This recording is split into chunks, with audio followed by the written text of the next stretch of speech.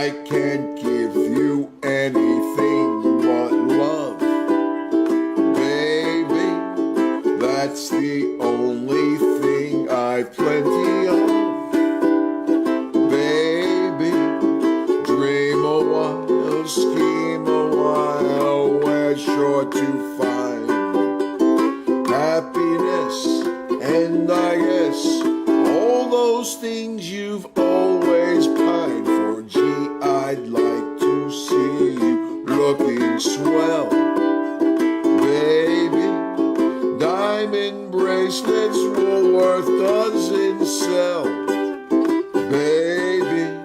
Till that lucky day, you know darn well, baby, I can't give you anything but love. Hi, I'm Gabi Lovve, and this is the DrLovve Show. Today's episode I'm calling Stallions. And what a stallion is to me is a fine, young, hot, young male professional in any city. And today we have an awesome cast. I actually was able to pick up some twins over at Morgan Stanley, Adam and Daniel. And they're here as my guest stars, representing one of my stallions, two of my stallions. And their birthday happens to be tomorrow as well. So we want to wish them happy birthday, happy birthday. Thank you, Gabi. I'm finally figuring out who is who. This is Daniel. Oh my God, I'm finally getting it. And this is Adam. So thank you both for being here. Thank you, Gabi. And then we have Andrew here, who is another fine catch of mine as a stallion. He happens to be 21. Can that be any sexier? Can it? You guys tell me. I'm 41. Do you know what I would do to say I'm 21? Surprise me. So here we are, and now I'm going to let the guys tell us a little bit about themselves, and then we're going to pick their brains about love, sex, intimacy, and women. So let's go ahead and start with you, Daniel. Tell us a little bit about yourself and anything you might want to say about your love life if you feel like it. Okay. Well, hello, everyone. My name is Daniel Kaplan. I am 27 years old. Tomorrow I will be 28. I am a native New Yorker. I live here in New York. I love it. I love the city. And I'm a financial advisor at Morgan Stanley, and I'm really excited to be here on the show. Thank you, Gabi. Thank you so much for being here. Thank you. You're welcome. It's an honor. It really is. Thank you. And let's move over to the twin. Hello, I am the twin. I am Daniel's 7-minute older brother, Adam Kaplan.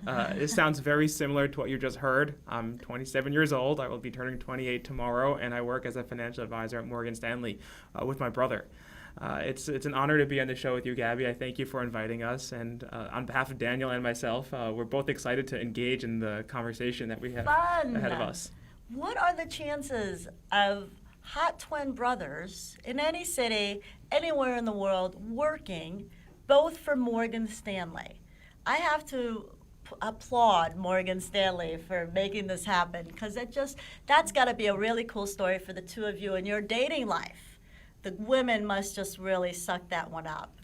Both even work for the same company, and they're absolutely identical, apparently 7 minutes apart. Correct. That is so cool. That I feel I have some of the rarest opportunity of a persona here with me today, because that is a very rare, statistically significantly odd, factual reality that twin brothers work for the same company. So very cool. And now, how about you? Tell us a little bit about yourself, Andrew. Well, I am 21 years old. I was born and raised in Egypt. Moved to New York City when I was 15. Very much into working out, motorcycle, sports cars, skydiving, pretty much all the crazy things that you guys can think of. I do it all. Fun. So you're a thrillist, is what you are. And that is very sexy for all the hot femmes out there. We love men that take chances, are into adventures. I call them thrillists. So thank you for being here with us. Thank you for having me, Gabi. Thank you. So I'm going to get thrown a little bit off script here now because we mentioned Egypt. And I've always been fascinated by the country of Egypt. I've always wanted to visit it. I love the Cleopatra. There's a femininity there with the women and the history there that I think is phenomenal. Makeup derived out of Egypt for us femmes, by the way.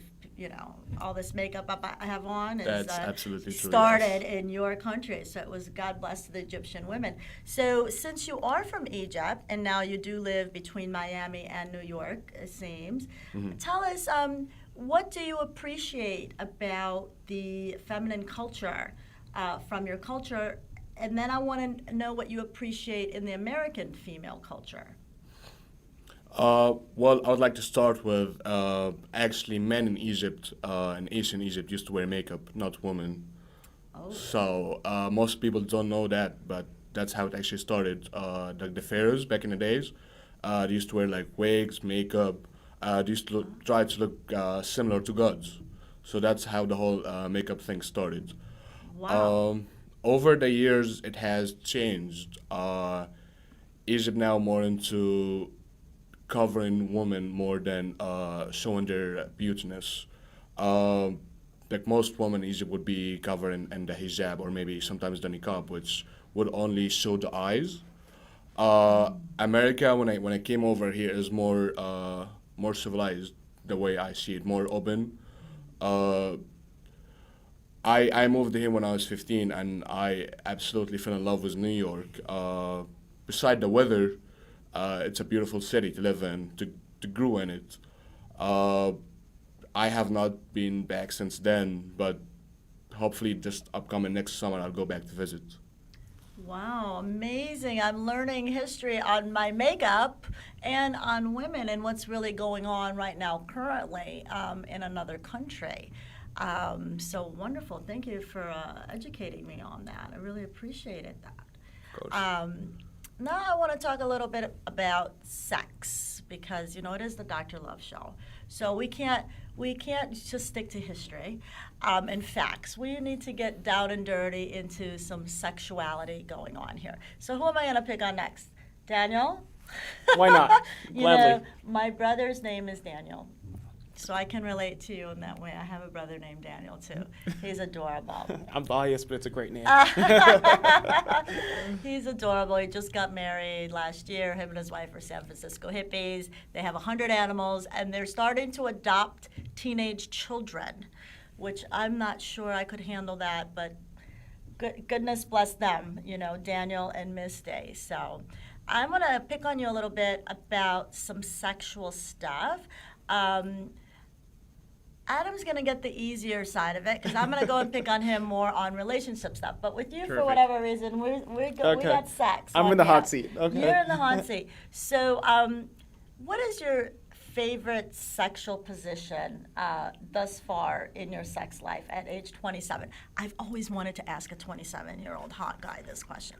That's why it's stimulated in my head. So what would you say that is? Honestly, I like to mix it up. One position, if you remain at one position, I think it'll get a little banal or redundant over time. So why Nice. not? Yeah, So a large variety. definitely. So you hear this, ladies? Variation in the bedroom. No more just missionary.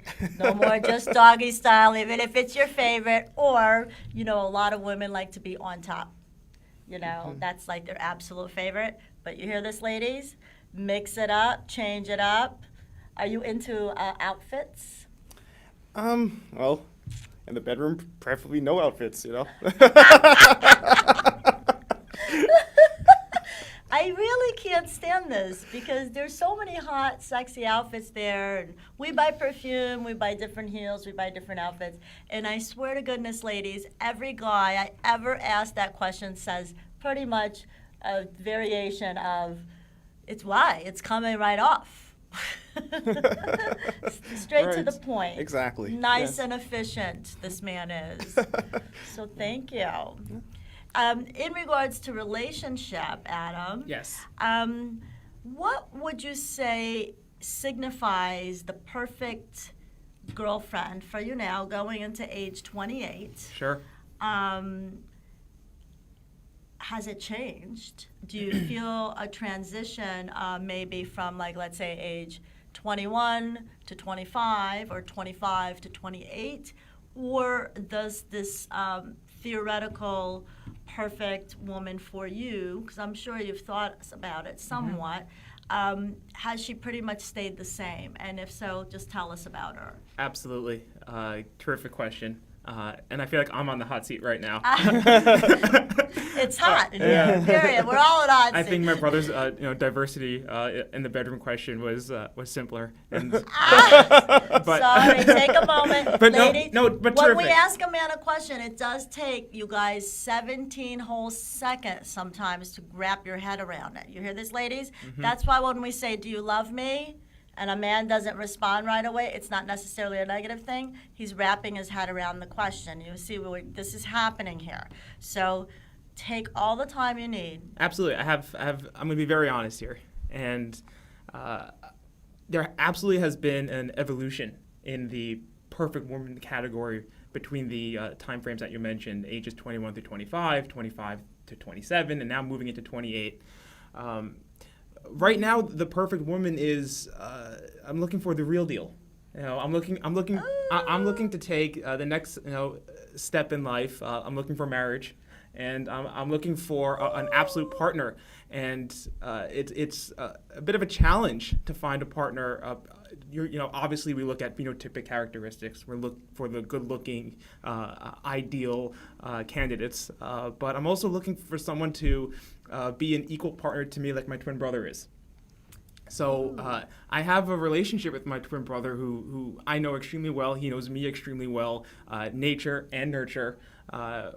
We spend a lot of time together, so it's a bit of a tall order to say that I have to generate a relationship with a female in a similar way that I've had with my brother for the past 28 years. But Wow. That's still what I'm looking for at this point. Maybe it's a leap. Maybe I'll be successful. I hope I will be. But that's what I'm looking for now.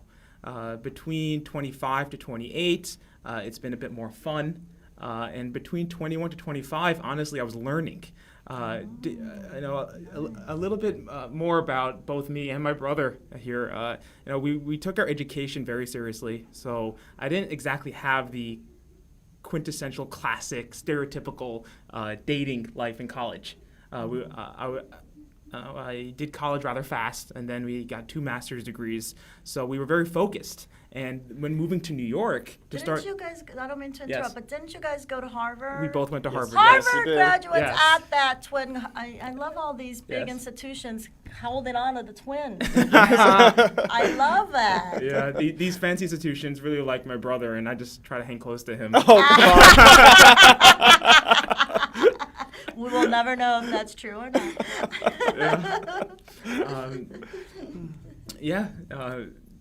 That's awesome. That's awesome. Very serious place. And would you say you're only entering? You did say there was definitely a difference between 21 and 25, and then Sure. 25 to 28. Correct. Yes. Have you guys both been in this place of looking for a more serious femme contender, possibly and hopefully for marriage, since 25? Would you say, or 26 or 27? I would say since 26, Since 26. considering the other environmental factors in our lives. School and all that. Correct. Yeah. Taking everything into account. Correct, but even though the pursuit might have started at 26, there's no question 2 years later that we each definitely and individually have a much more mature outlook. Just generally living and working through life, Right. you grow and mature as a person, which allows you to seek a better matched partner Right. in life. It is a lifelong, fate for all of us. And just so you guys know, since I am a lot older, is that you will feel that way every year of your life. Like, Yes. wow, like I thought I knew this person in love last year, and wow, I actually am totally different this year. So, and if it makes either of you feel any better, my father is a twin with his son Daniel, and they are not identical. And my father has been a little bit of a loner. Maybe he could never find somebody like his twin. But his twin brother is very happily married to a gorgeous woman half his age, and they have like 5 kids together. Very And nice. he's beyond happy with her. And she certainly has replaced my father. Though my father is there a lot. So you guys will probably always be doing your holidays together and all of that. So, well, It's very nice to hear, Gabby. let's pick on Andrew now a little bit too before we ran out of time, since we actually have a 21-year-old on set.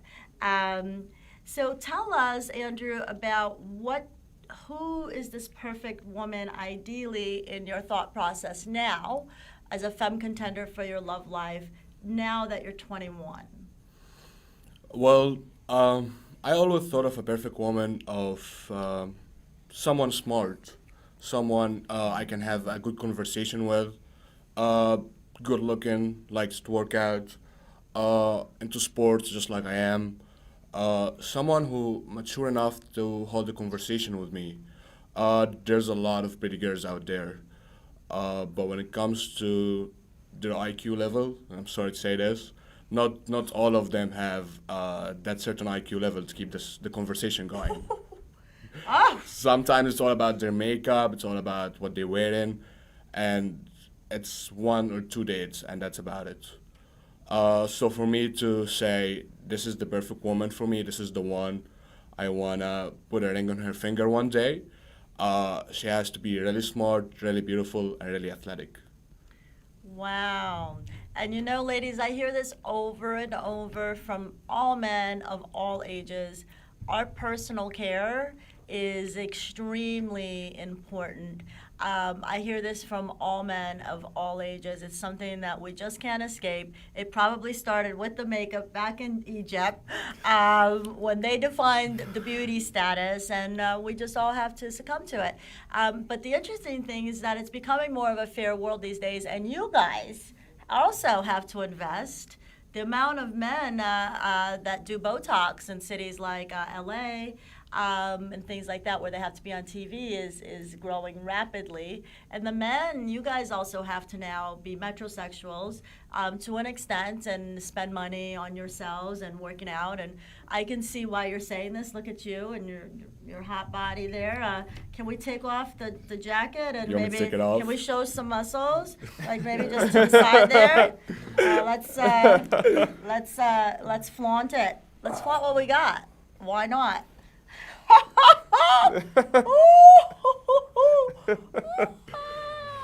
Yeah, well, I try to work out 5 times a week.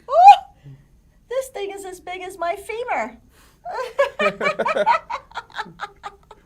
That is sizzling hot, dear. Thank you very much. Thank you, Gabby. Touch it a little bit more. Okay, woo.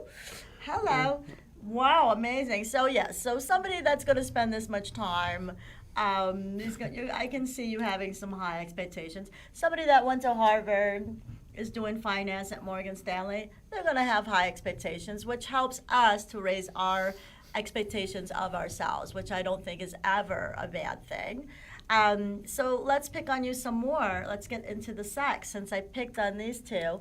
What is your favorite sexual position, and what advice do you have for us women in the bedroom? I like to mix it up, as they said before. I don't like to stick with one position. But if I would have to pick a favorite, it would most likely be me carrying the girl and she has her legs wrapped around me. Sizzle! Yeah, The and muscles to work. I mean it's the most intimate position for me. Woo!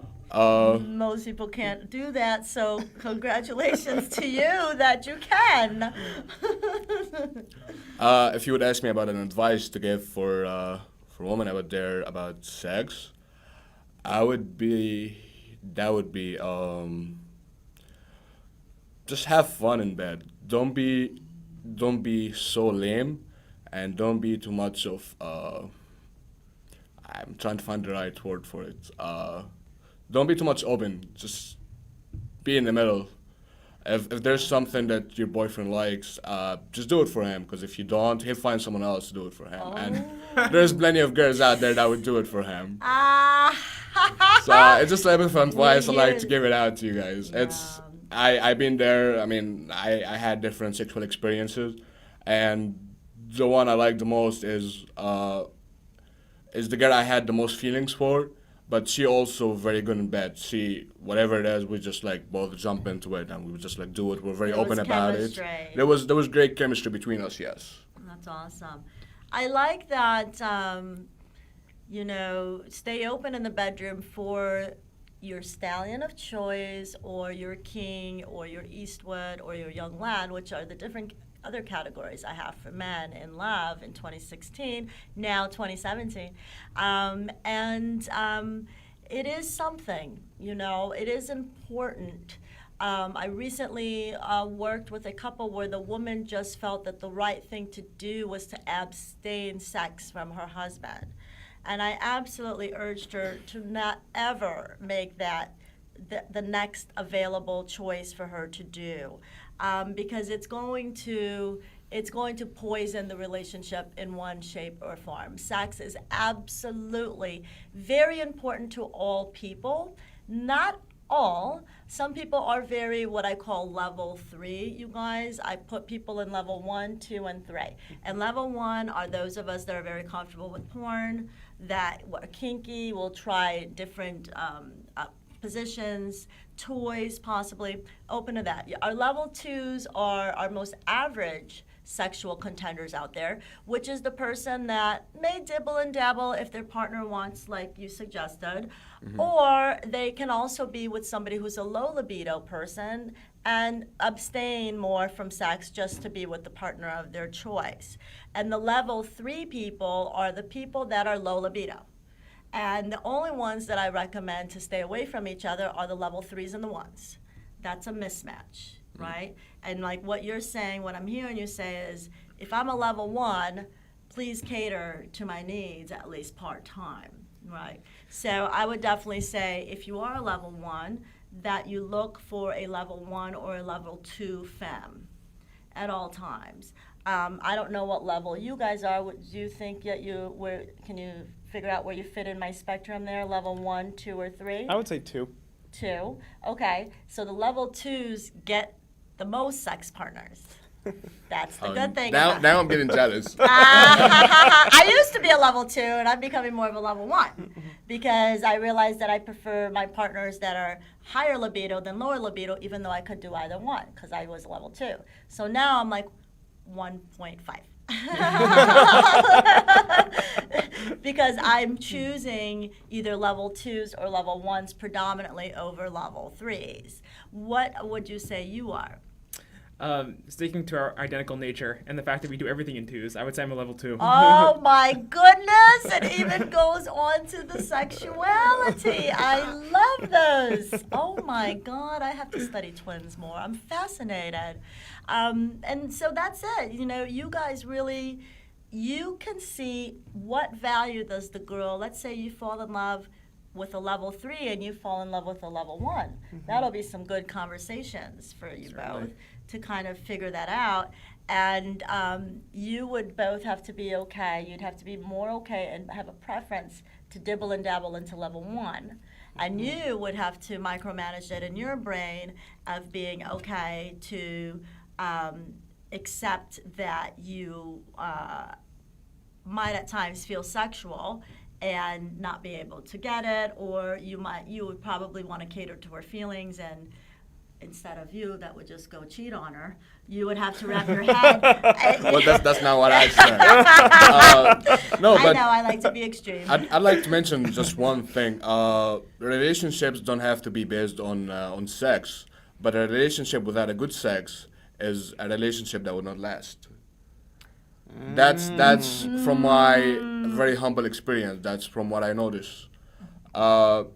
So yeah, Probably because you're a level 1 or you're a level 1, most likely, or a level 1.5 or a level 2. Because what I've learned is if I, as a matchmaker, I actually have a woman and a man, level 3, that they're doing so well, they're going to get married.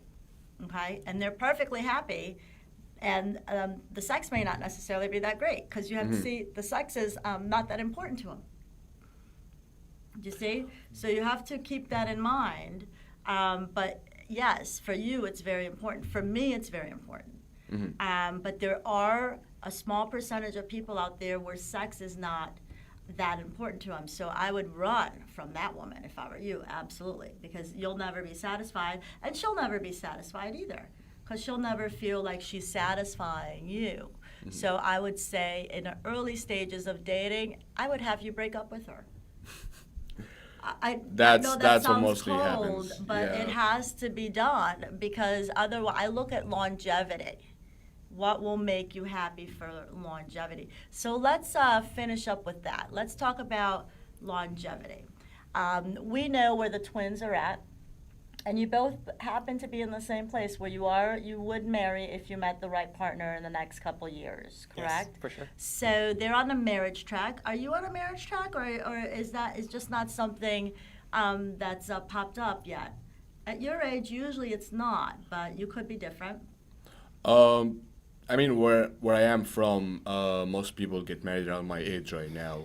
Sure. So my parents always tell me, like, hey, you found the right one yet? Oh, wow. But growing up in the U.S., I still think I'm way too young to get engaged and get married. And Good. you make different choices when you're younger than when you get older.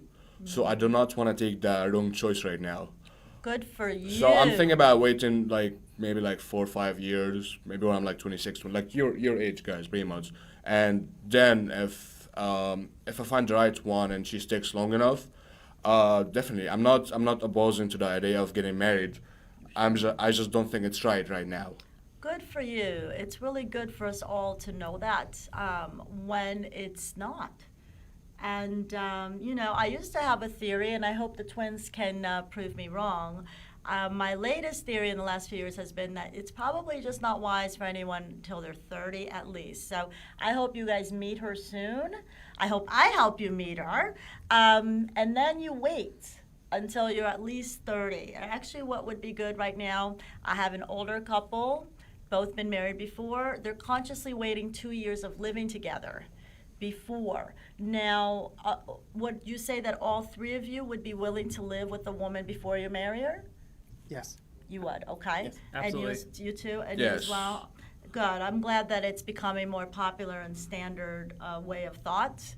If anything, I would think it's essential to live with someone before marriage, because to Thank really you. make sure that it works, because to live with someone under the same roof, to 24 hours a day would be pivotal before committing to a Thank full-fledged you. relationship. Can you say that again? You would think, say it again, you would think that it's, I would think that it's pivotal to live with someone 24 hours under a roof, under the same roof, together at the same residence, before committing to a full-fledged marriage that should last a lifetime. thank you. And that's the new avant-garde way of love in 2017 that I'm so excited about, because that makes the most rational sense. Absolutely, right? We really need to touch, feel, and experience what we intend to spend an entire lifetime with. It doesn't make sense other way. So back on the topic of longevity, let's hear what do you feel will really make you a satisfied husband for the long run? Got it. From a partner, I think we should really, the heart and the kindness. Again, the heart can't be a vestigial organ. It has to really take the forefront and be. So when looking at to a spouse, at a wife, you really want kindness to be a nature that is exemplified every single day, and it really makes for a nice life and kindness and a friendship. And I think that, in addition to the physical nature and sex, it's all important. So it's a whole list of ingredients that all have to work together, obviously. And not everyone's good at everything, of course. But I really think that a giving, friendly, kind nature is extremely important. And that would set a tone in the household, would really make me an ecstatic husband forever, definitely. Nice. I'm just happy that I met you and that you said kindness. I have pulled a lot of studies from Oxford, Harvard, Prince, Yale, and the number one ingredient that has been stated has been kindness. And I often feel like I rarely meet those people because I'm not sure if that would be mine per se. More connection would be mine, and me getting into exactly what I mean by that is another show. But when I meet somebody who says kindness, I'm always in honor of them because that to me is just a really beautiful thing. And maybe that's what we have to look for you as a woman that also wants kindness as her first ingredient. I always say we are entitled to 3 ingredients. After that, you're on your own, and you better get it from your brother or your coworker or your friend or your parents, because was it you that said you can't get everything from one person? Yes. We absolutely can't. So if you need to talk a lot, go to brunch with your friends. if you marry an introvert, it's like pick 3 non-negotiables. So for you, we have your number 1. So now you only have to think about consciously what your other 2 non-negotiables are for you. Correct. And you look for the woman that represents that.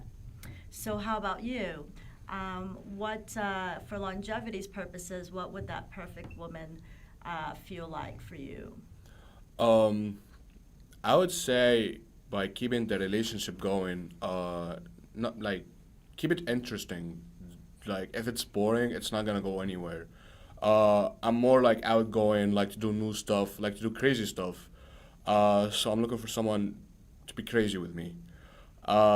If we're just doing the same thing over and over and over every day, eventually that thing will die. It will just become boring, and one day we're just gonna stop and we just look for new people. So for me, I always like to keep it interesting. Hey, let's go try new places. Let's go try new stuff that we have never done before. Maybe travel to like new countries, new cities. See what's out there. Because at the end of the day, the world is like this tiny, and if you just stick inside your world, you're getting nowhere. Sure. So here we have our Thrillist with his number 1 ingredient being fun and adventure, which tells me a lot about your personality type already, because that's my work in grad school, personality typology. And there is a perfect partner out there for you. So you have your first ingredient, and now think about consciously these next few weeks, what would be your second 2 non-negotiables, and then you look for a woman that represents that. And then let's get you in, so we get your non-negotiable, your first one. Well, the first non-negotiable to my parents, for them to accept the woman I will marry, is that she must be Jewish. Oh, wow. And it wasn't the case for you, but okay. So there we go. That makes it pretty easy. And then you start. But you say it would be easy, but in fact, this is the category for which I've personally struggled the greatest. And what do I mean by this? Yeah. Particularly, when dating a Jewish girl, the caveat that's come up is, well, what is your level of religion? Do you want to keep the Sabbath? Do you want to keep kosher? Do whatever? And then it's this faith that keeps the faith apart. So that's been a huge caveat, although it's definitely very important. Wow, Yeah. wow. Well, but knowing that, that's great. Thank you all for being here, and I'm glad that we threw that in, and we'll have to have a show solely on religion. Sure. And the That would number be a 1 fun one. ingredient. Let's do it. I'll have you both back. So thank you all for being here, and we will see you at the next Dr. Love. Thank you, Gabi.